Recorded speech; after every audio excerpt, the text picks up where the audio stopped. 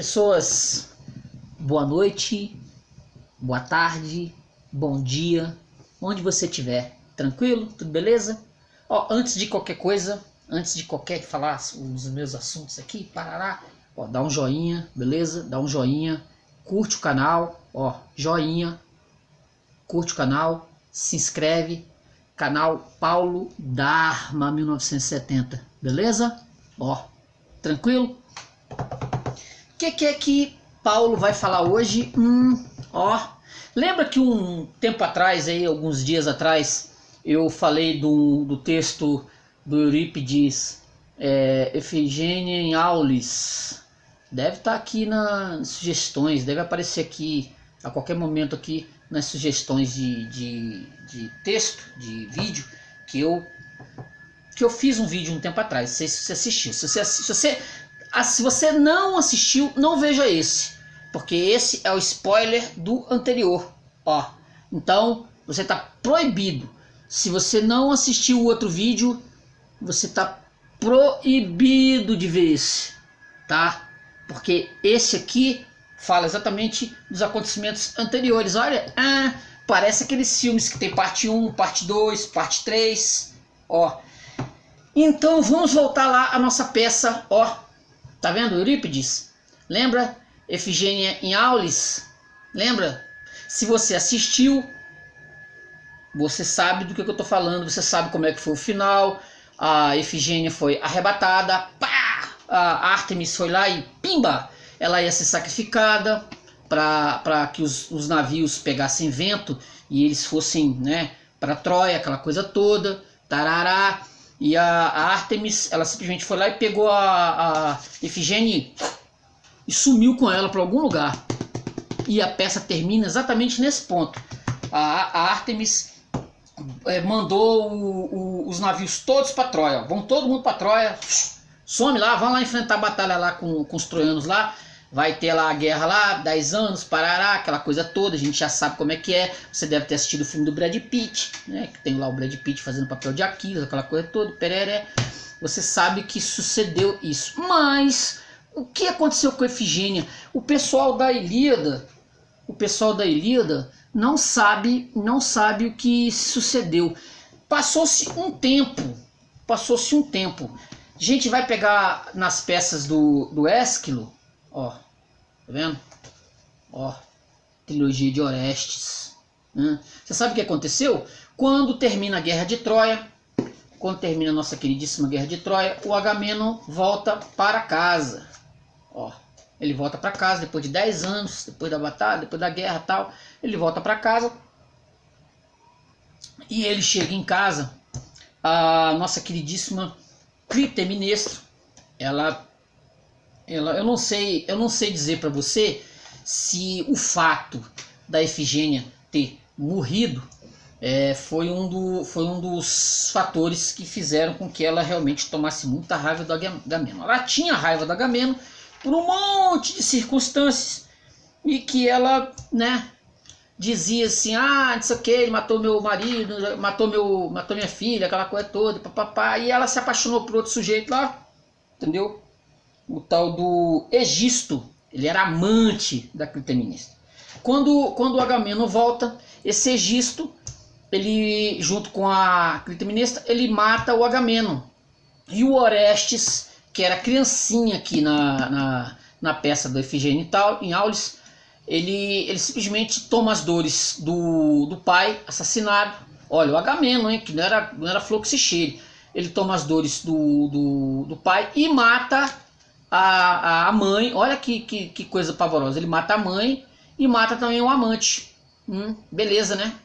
Só que como não existia a polícia como nós conhecemos hoje, século XXI, aquela coisa toda, papapá, justiça, quem é que vai atrás do Orestes para condená-lo? Para condená-lo por ter assassinado a mãe, hein? As deusas, as fúrias passam a perseguir o Orestes nessas peças aqui, ó, do Ésquilo. Se você ler essas peças aqui, você vai ver, são 3 peças, a trilogia de Orestes, que os gregos adoravam uma parte 1, parte 2, parte 3. Isso não era sintoma do nosso cinema que nós temos hoje, né? Cinema parte 1, parte 2, parte 3, parte 4, Rambo 1, 2, 3, 4, 5. Os gregos também gostavam dessas peças de teatro divididas em várias partes. Olha que legal, hein? Te lembrou, né? Bacana. Então o Orestes, essa peça do Orestes, dividida em 3 partes, entendeu? A trilogia do Orestes.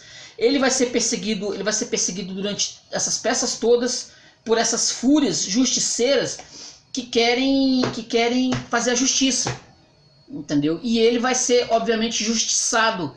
Ele vai ser justiçado. Vai ter um julgamento no final dessas peças do Ésquilo aqui. Ele vai ter um justiciamento. Vai ter os deuses vão se reunir e vão saber e vão dizer se ele por um acaso é culpado ou não do fato de ter matado a mãe, se isso era certo e se isso era errado, se por um acaso os deuses estavam comandando essa brincadeira toda. Tem uma frase do Quintiliano que eu gosto bastante, que é: Orestes matou a mãe para vingar o pai. Tinha ele esse direito? Isso é uma frase do Quintiliano. Mas nesse intervalo aí dessas peças aqui, enquanto ele está correndo para lá e para cá, ele vai cair num lugar, entendeu? Ele vai cair num lugar e nesse lugar ele vai encontrar a nossa queridíssima Efigênia. Olha só, ele vai para um lugar que é chamado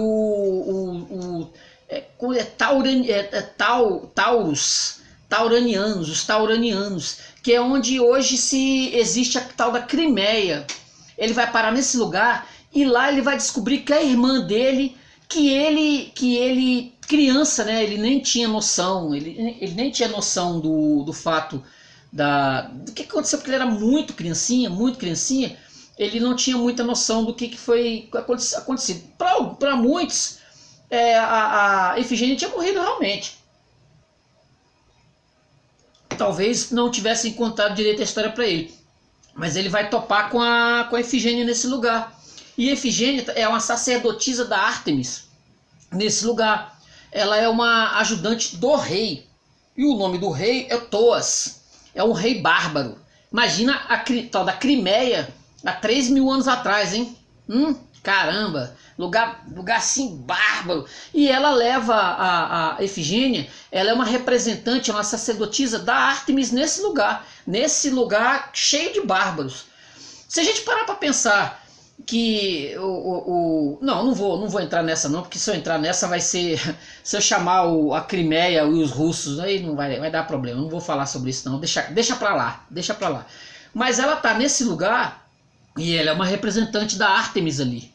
E o Orestes encontra com ela, olha. E a princípio ele não reconhece, óbvio, ele não reconhece a Efigênia, porque como ele era criança, não tinha como, né? Ele não tinha fotografia, não tinha retrato, mas ela reconhece ele. Ela consegue reconhecer ele. A peça é meio que uma entrevista entre os dois, uma conversa entre os dois sobre os fatos. Ele vai relatar o que aconteceu, a morte da mãe, a morte do pai, a perseguição, por exemplo, das fúrias que estão querendo pegar ele. Isso vai suceder, vai acontecer na peça. A peça é bem curtinha, diferente da Efigênia Aulis. Essa ela é bem mais curta. Então ela vai revelar para ele o que foi sucedido nesse arrebatamento, né, ela foi parar nesse lugar por conta da Ártemis, o que a vida dela nesse lugar, e o Orestes vai contar tudo que ela não está sabendo da guerra de Troia e da morte da mãe e da morte do pai, das tragédias todas que ocorreram. Então isso vai ser vai ser o mote do texto, o mote da peça, entendeu? Que os gregos assistiam maravilhados. Os gregos assistiam essas peças maravilhados. É como nós com o nosso cinema hollywoodiano, né, com os filmes que dão uma bilheteria de milhões, que as pessoas vão ao cinema, milhões, pessoas no mundo inteiro vão assistir, por exemplo, sei lá, os filmes dos Vingadores, que são também pequenas tragédias, que pode-se dizer que tem muito dessas peças gregas. Os filmes que nós assistimos, os grandes clássicos ou os grandes blockbusters, eles têm muito das tragédias gregas. Porque, obviamente, quem começou com esse negócio foram os gregos. a questão do entretenimento, as pessoas iam para, né, iam lá pro lugar assistir as peças que esses gênios faziam, era o entretenimento da época. Só que era um entretenimento com uma profundidade violenta, e eram tragédias, eram coisas assim bem pesadas. Muitas vezes nem tinha um final feliz. Se você pegar as peças gregas, final feliz não era muito, né, era bem incomum. Mas então, basicamente é isso. Aí quando eles se reconhecem, a Efigênia, ela toma uma decisão de ir embora do lugar com o irmão, entendeu? O rei de lá, o Taos, ele diz que não vai acontecer. Ela não pode sair dali porque ele gosta muito dela, aquela coisa toda, não vai, ó, você simplesmente não pode sair. Você aqui, você tem uma, né, tem tudo aqui e tal, não vai sair, bota aí como é que fala, os nossos guerreiros vão impedir, que isso aconteça, você não vai sair daqui. Mas ela consegue fugir com Orestes, quando no finalzinho da peça, no finalzinho do texto, no finalzinho da peça, acontece um negócio interessante. Quando o rei tava para botar o pessoal para ir atrás, olha, quero andar de volta, aquela coisa toda, não sei o que, quem aparece? Atena, né? Atena, ela simplesmente aparece pro rei, entendeu? Pro Thoas, e ela diz exatamente isso aqui. Isso aqui é o finalzinho da peça, hein? Ó, palavras de Atena. Aonde levas essa perseguição, rei Thoas? Ouve as palavras de Atena. Cessa de caçar e mover o exército, determinado pelo oráculo de Lóxias. Orestes veio aqui, fugindo da cólera de Erinys, para enviar a irmã a Argos e levar a sacra estátua à minha terra, refrigério das dores hoje presentes. Para ti, essa nossa palavra, pensas matar Orestes, pego na onda marinha. Já Poseidon, graças a mim, faz calmo o dorso do mar, transportar o navio. Sabe, Orestes, a minha mensagem, pois ausente ouves a voz da deusa.